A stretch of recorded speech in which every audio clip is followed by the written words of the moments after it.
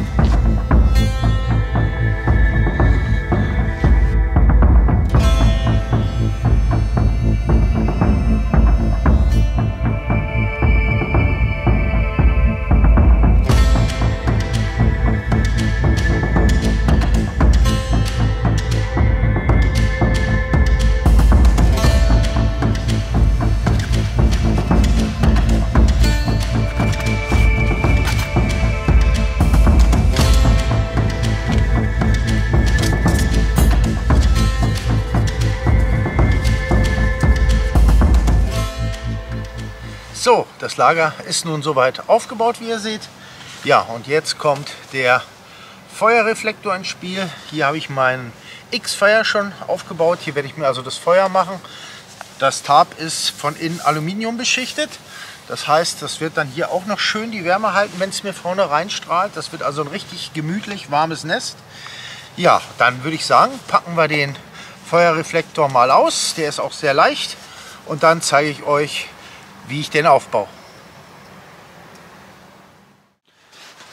Alle Teile des Feuerreflektors sind innen drin. Der ist ein bisschen aufgerollt. Ich habe den jetzt einfach hier mit solchen Spannern zusammengezogen. Machen wir das mal auf. So, und hier seht ihr schon die Rolle. Da sind die Sachen drin. Und zwar habe ich hier 2x3 Meter Paracord zum behelfsmäßigen Abspannen, falls die Pfosten nicht halten. Das zeige ich euch gleich noch. Ja, und hier ist dann der eigentliche Feuerreflektor mit den Seilen zum Abspannen. So sieht der Feuerreflektor jetzt ausgebreitet aus. Hier an den Ecken ist das jeweils umgelegt und mit einer Metallöse versehen, dass es auch hält zum Spannen. Ja, und jetzt werden hier einfach rechts und links 2 Stöcke eingeschlagen und dann spannt man den Reflektor dazwischen. So, ich habe mir jetzt hier einen passenden Ast gesucht. Den werde ich jetzt auf Länge sägen und mit der Axt ein bisschen anspitzen, dass ich ihn in den Boden schlagen kann.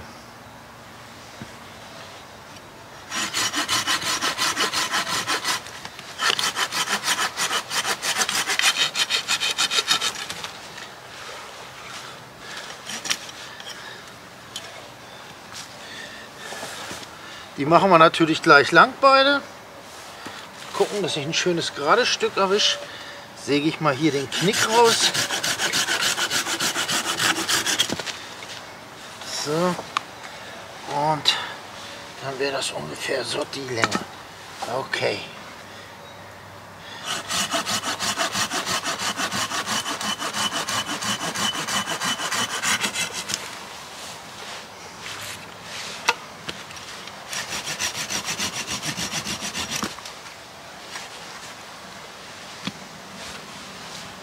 Okay, hier haben wir unsere beiden Stangen für den Feuerreflektor. Jetzt nur noch anspitzen.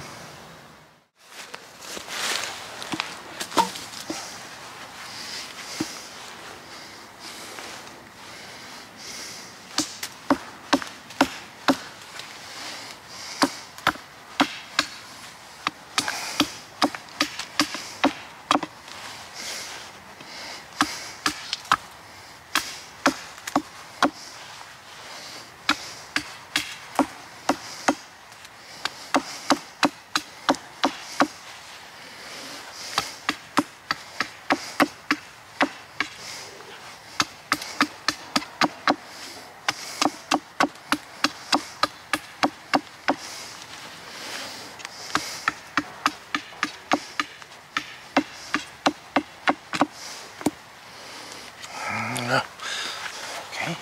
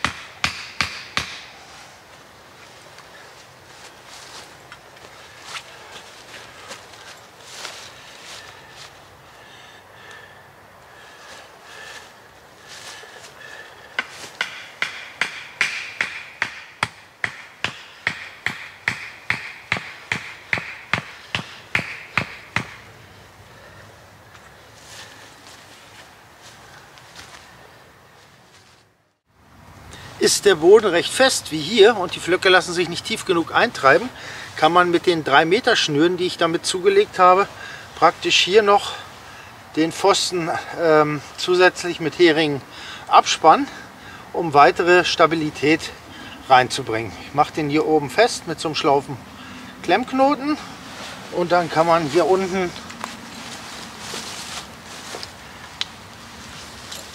einen zusätzlichen Hering setzen. So.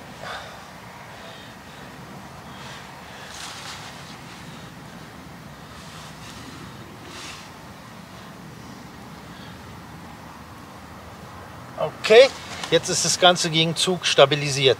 Das gleiche mache ich jetzt noch auf der anderen Seite. Auf der Seite hier brauchte ich nicht mal einen Hering. Ich konnte gleich hier den Baum benutzen, um das ganze Gegenzug zu stabilisieren. Okay, dann können wir jetzt unseren Feuerreflektor befestigen. Um den Reflektor jetzt zu spannen, gehe ich einfach hier mit den oberen Seilen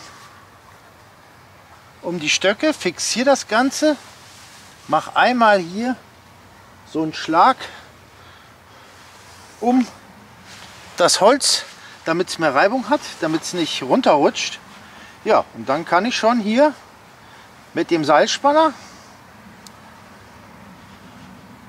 das abspannen. Ziehe nochmal nach.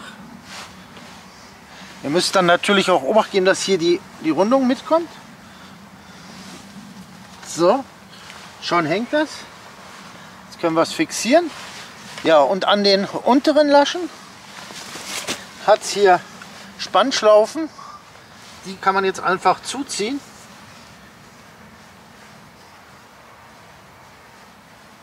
Weil gehalten wird das Ganze ja von oben. Das heißt, er kann ja nicht mehr runter. Hier muss es eigentlich nur einen seitlichen Halt bringen. So, und das gleiche mache ich jetzt hier auf der Seite. So.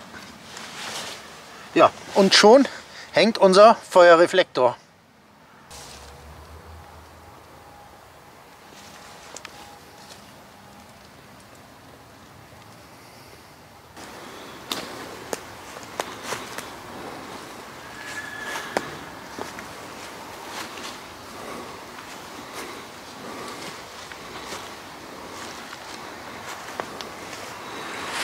So sieht das Camp jetzt aus. Hier das reflektierende Tarp, die Feuerstelle, also unser X-Fire, und hier der Feuerreflektor.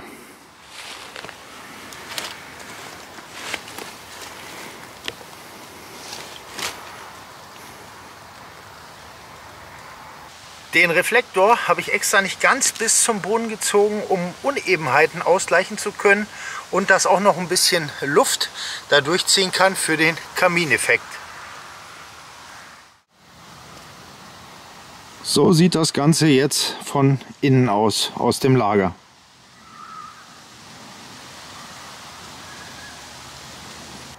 Ja, so könnt ihr euch ruckzuck einen Feuerreflektor im Winter bauen, gerade in Wäldern, wo eben nicht viel Holz rumliegt. Ist ja leider in der Praxis so, um sich da so einen ganzen Feuerreflektor zu bauen.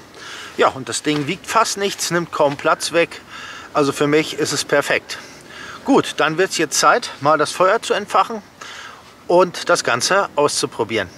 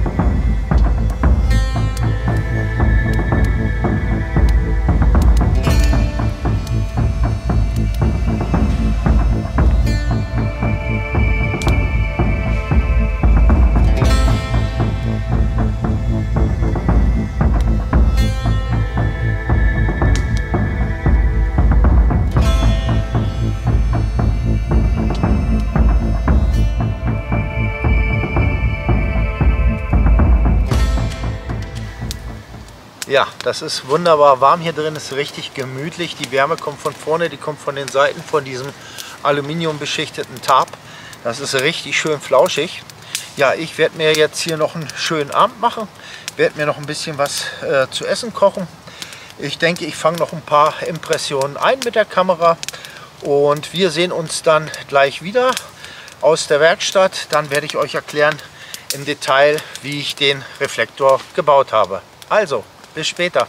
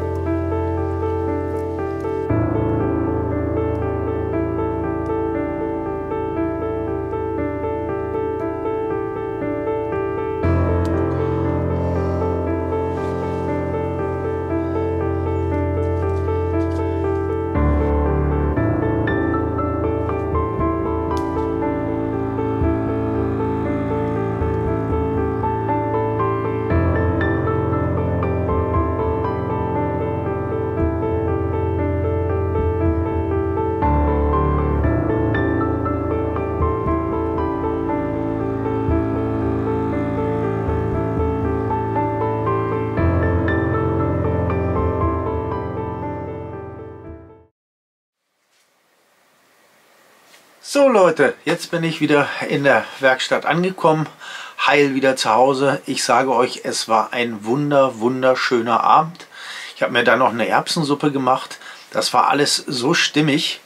Der Wald war ruhig, das Feuer hat geknistert.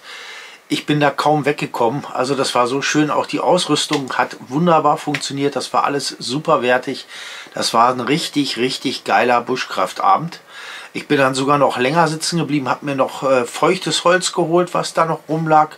Und siehe da, selbst das hat der X-Fire geschafft. Also das ist dann, ich habe es dann praktisch ins heiße Feuer gemacht und das Holz ist praktisch da drin getrocknet und hat wunderbar gebrannt. Ich glaube, ich habe da noch, weiß ich nicht, 3 Äste zersägt. Ich bin da einfach nicht weggekommen.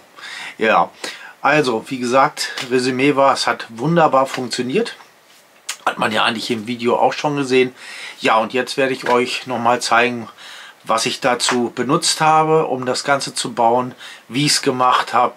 Ja, würde ich sagen, legen wir mal los. Also die Basis von dem Reflektor ist hier so eine Survival-Rettungsdecke. Ich habe hier eine benutzt von MFH.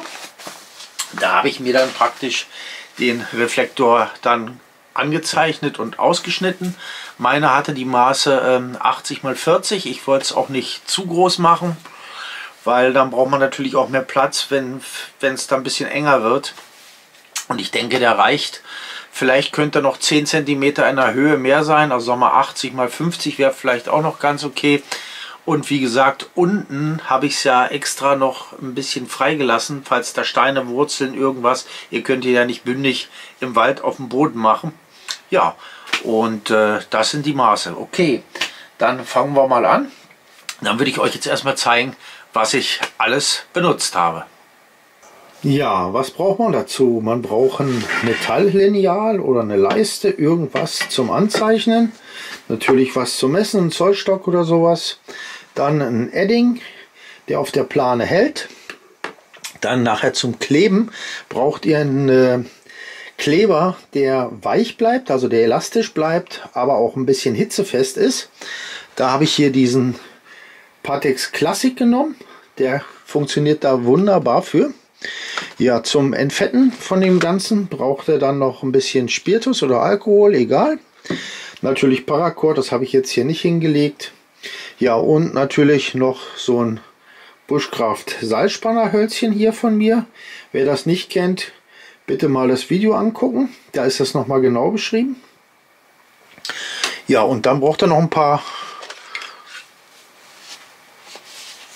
Paracord-Enden hier, um den Spanner zu machen, um das Ganze zu verpacken. Ihr könnt es natürlich auch nicht als Rolle machen, sondern flach hinten in den Rucksack reinlegen.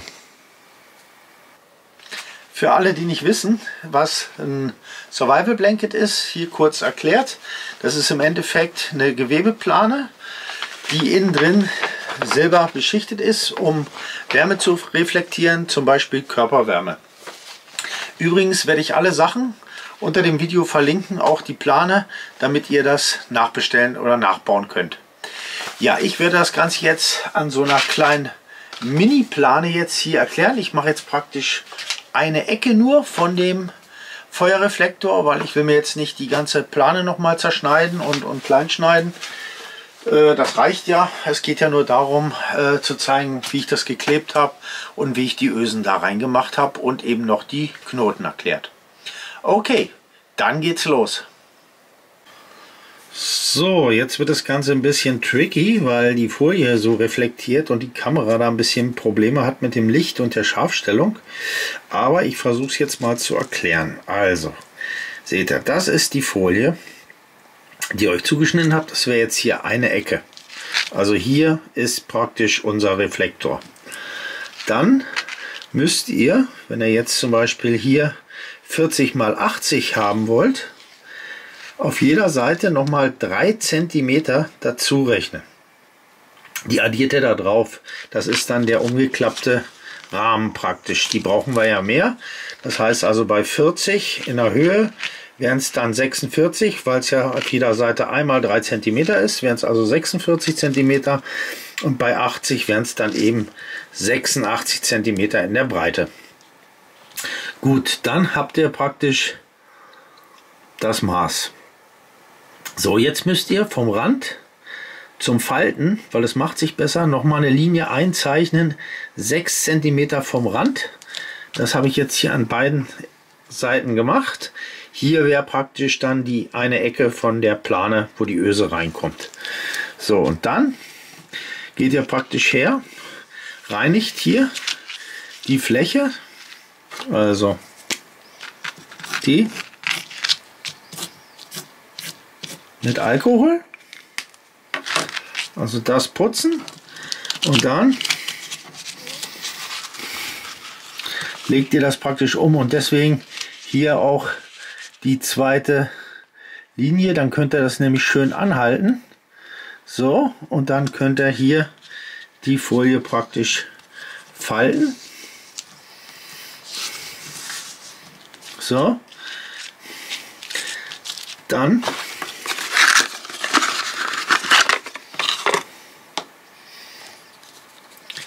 klebt ihr hier das Ganze, macht Kleber ran,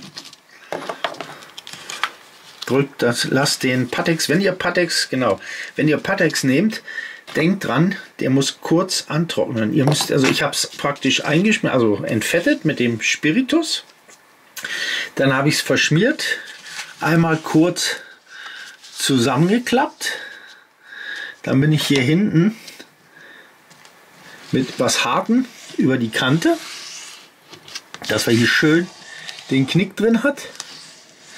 So, dann habe ich das kurz anlüften lassen. Weiß nicht, bei Pattex steht glaube ich 15 Minuten. Ich habe nicht ganz so lange gewartet. Das waren dann glaube ich so, lass mich lügen, 5 bis 8 Minuten. Dann habe ich das Ganze hier verklebt. So, das macht ihr dann auf beiden Seiten, könnt ihr auch noch beschweren. Und wenn das hier verklebt ist, dann legt ihr die zweite Seite rum. Macht das wieder genau gleich, macht euch erst den Knick. Ihr könnt euch hier an der Linie orientieren, deswegen haben wir die angemalt. Das heißt, ihr bleibt dann schön in der Parallelen. So, und dann, das wäre jetzt ja hier fest, macht er hier wieder mit Alkohol alles frei, fettfrei, und hier wieder den Kleber drauf. Drückt das wieder zusammen. Wartet wieder einen Moment und dann verklebt ihr das richtig. Immer mal wieder nachdrücken oder auch ruhig beschweren. Ich habe jetzt hier nicht so sauber geschnitten, aber ist ja egal. Ja, so, und dann habt ihr hier eine Ecke von der Plane. So, und dann gibt es ja hier diese, ist irgendwas runtergefallen, Moment, der Spanner. Okay, dann gibt es ja hier diese Einschlagösen für Plan. Da habe ich jetzt hier einen Durchmesser von 11 mm genommen. So, und die kämen praktisch genau, ich kann ja noch eine rausholen, dass man es mal anhält. So, die kommt dann genau hier rein. Sieht man es? Wo die Folie jetzt hier wirklich am dicksten ist. Hier hat es jetzt durch das Umfalten 4 Lagen von der Folie, also das reißt euch auf gar keinen Fall aus. Was noch wichtig ist, hier habe ich vorher noch ein 10 mm Loch reingeschnitten, also die sind 11 mm, die passen dann ganz stramm rein, und habe die dann da reingepresst. Ihr könnt es anzeichnen, könnt ihr mit dem Cuttermesser ausschneiden. Ich habe es jetzt ein bisschen anders gemacht. Das zeige ich euch jetzt mal. Ich hoffe, das klappt jetzt auch, wenn es nicht verklebt ist. So, also ich habe praktisch hier einfach die Öse angehalten, so wie sie muss. Habe mir das hier kurz angezeichnet auf der Plane. So, dann kann die Öse weg. Dann sehen wir hier genau, wo das Loch rein muss. Ja, und dann habe ich einfach mit dem Bohrer jetzt hier so einen Holzbohrer genommen. Ja, hier seht ihr auch schon die Löcher noch. Bin dann hier so mit dem Bohrer durch. Das Problem ist dabei bloß, weil es ein Holzbohrer ist, ich hatte nichts anderes, der reißt euch die Plane weg, der wickelt sich da ein. Jetzt habe ich praktisch Glück gehabt, hol's mal schnell. Ich habe hier so ein Lineal mit Löchern. Ihr könnt natürlich auch eine Sperrholzplatte nehmen und da ein Loch reinbohren. Und dann bin ich hier praktisch, oh, muss ich mal andersrum drehen, so sieht man es besser mit der Kamera. So, und dann bin ich hier hergegangen, habe mir das hier angelegt, sieht man es? So, das ausgerichtet. Ich hoffe, es klappt, weil es nicht verklebt ist. Probieren wir es einfach mal. Ich versuche jetzt mal durchzubohren. So.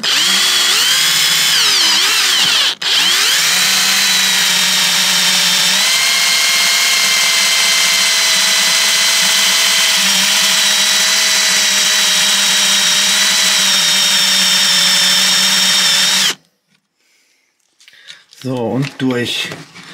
Ja, wie ihr seht, ein bisschen verrissen hat es.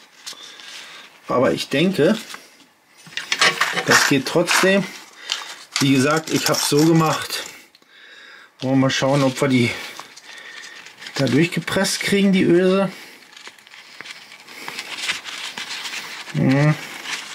Schon besser, wenn es verklebt ist wahrscheinlich. Ja, es geht.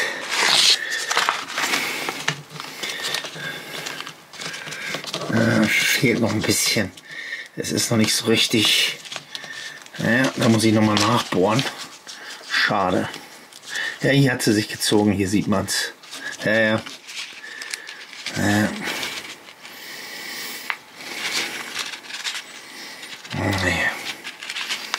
Okay, jetzt ist er durch. Drücken wir noch ein bisschen nach mit dem Schraubendreher.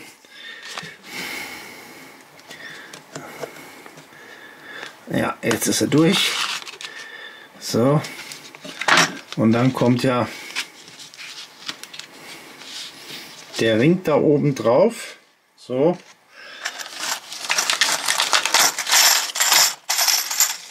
Und dann gibt es ja dieses Werkzeug hier. Da legt man dann unten praktisch hier das Ding in den Teller.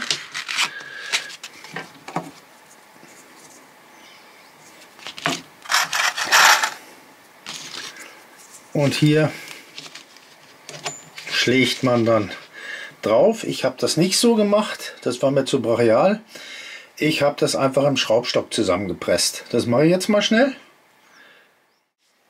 Also ich habe praktisch den Teller genommen, habe den hier unten zum Gegendrücken drunter gemacht. Dann hier die Pressöse. So. Und unser Tool zum Spreizen. Und dann habe ich das Ganze hier in den Schraubstock eingespannt. So. Wenn man es sieht vielleicht auf der Kamera. So, und dann bin ich hergegangen und habe das hier praktisch eingepresst. So, macht keinen Lärm. Ihr habt Gewalt, wie ihr das wollt. So, und da ist unsere Öse. Ja, man sieht es hinten kaum noch. Hat sich wieder gedrückt, aber wie gesagt, das passiert halt nicht, wenn er das anständig verklebt und trocknen lässt und dann das Loch da rein macht. Okay, jetzt geht es noch an die Knoten. So, ich habe jetzt mal den Originalreflektor hier auf dem Tisch ausgebreitet. Dann kann ich euch das zeigen, welche Schnur wo sitzt.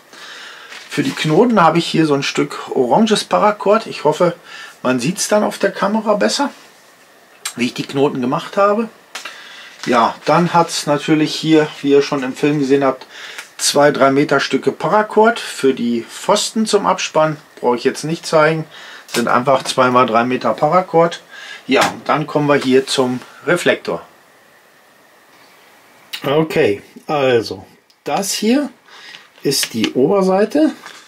Da habe ich 2 lange Paracord dran. So circa 1,20 Meter habe ich, glaube ich, genommen. Da habe ich dann hier praktisch einmal das eingeknotet mit einem Spierenstich. Der zieht sich nicht zusammen. Ihr könnt auch einen Paarstick nehmen. Das ist hier einfach, wenn Zug drauf kommt, das nicht zusammenzieht und drückt, dass das einfach stabil bleibt. Da habe ich dann hier so einen Seilspanner drauf gemacht mit einem Stopperknoten. Das wäre dann das Ende zum Spannen. Auf der anderen Seite auch 1,20 Meter. Auch wieder hier den Spierenstich und hier eine Schlaufe mit Spierenstich, und dann kann man das hier so einhaken. Wie gesagt, das Video zu den Bushcraft Seilspannern ist bei mir auch auf dem Kanal, und kann hier spannen und kann es wieder lösen. Das wäre das für den oberen Teil, ne? Er kommt dann hier praktisch zum Pfosten, geht einmal rum, dass das praktisch hier sich verklemmt wegen der Reibung, was ich gesagt hatte, und hinten wird es gespannt. Okay, das war die Geschichte. Auf der anderen Seite habe ich hier so eine Spannschlaufen gemacht, die kann man ziehen. Die bleiben dann so, das kann man so verschieben. Das ist so ungefähr wie so ein Topsegel-Schotsteg. Der hat aber bei mir nicht so gut gehalten, komischerweise. Deswegen habe ich hier einen anderen Knoten verwendet, den zeige ich euch auch. Wenn ihr das nachbaut, macht die Schlaufen hier nicht zu kurz. Auch die anderen Seile, weil es kann euch ja wirklich passieren, dass ihr den Pfosten nicht neben den Reflektor reinbekommt, weil da irgendeine Wurzel ist. So könnt ihr noch ein bisschen auseinander variieren, dann habt ihr hier genug Länge. Deswegen habe ich das auch so lang gemacht. Okay, dann würde ich sagen, zeige ich euch jetzt mal den Spannknoten in der Nahaufnahme. Okay, ihr macht hier eine Schlaufe, nehmt ruhig reichlich erstmal.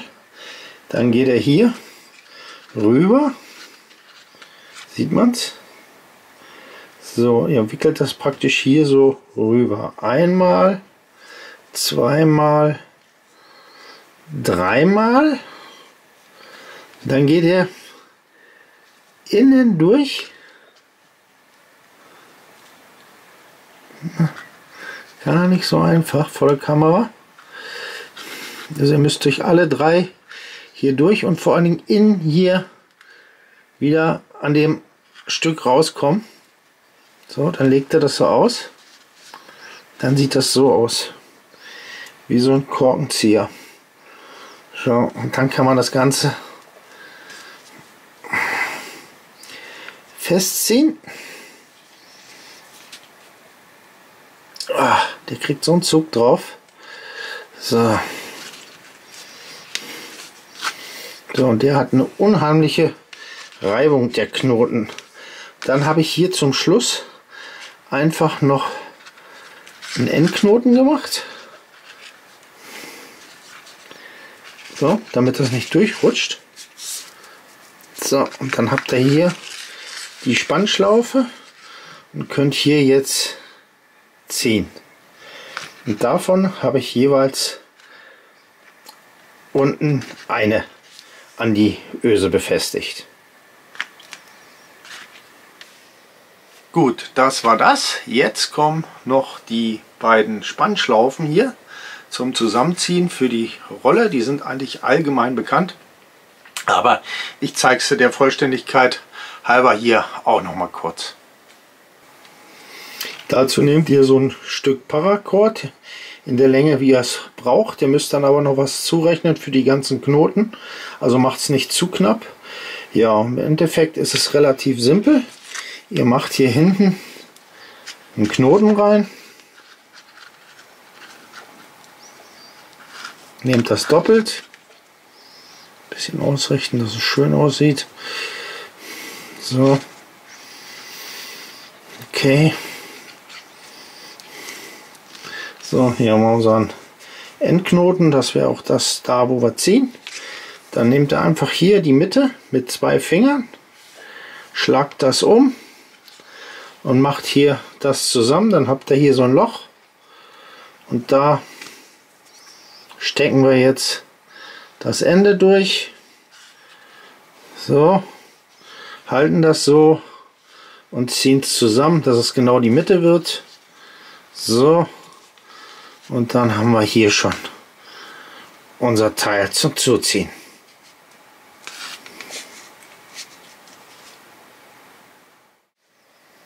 Ja, das waren die Knoten, die ich dafür benutzt habe. Ihr könnt natürlich auch andere Knoten nehmen. Hauptsache, es erfüllt seinen Zweck. Okay, dann würde ich sagen, zeige ich euch noch mal schnell, wie ich die Rolle zusammengelegt habe. Ja, eigentlich auch kein Geheimnis. Ich habe sie jetzt hier einfach einmal zusammengefaltet. Dann habt ihr ja hier die Spannschlaufen unten, die beiden langen Paracord-Enden oben. Da habe ich einfach hier in die Mitte habe ich die beiden 3 Meter Paracord gelegt.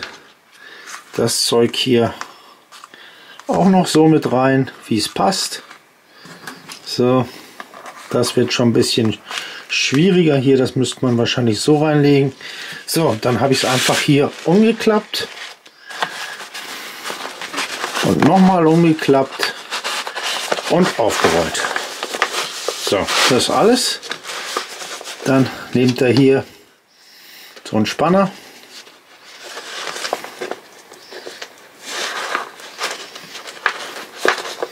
Zieht das so. Das gleiche hier.